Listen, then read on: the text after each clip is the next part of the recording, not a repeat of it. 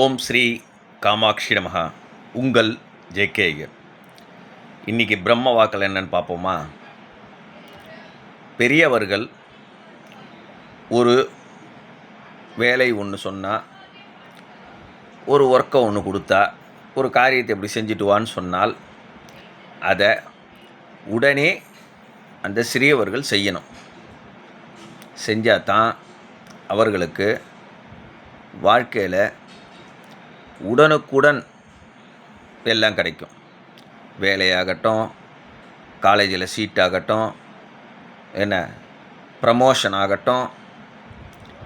அவங்கவுங்க அப்பா அம்மாவுக்கு அவங்கவுங்க சிறியவர்கள் தானே.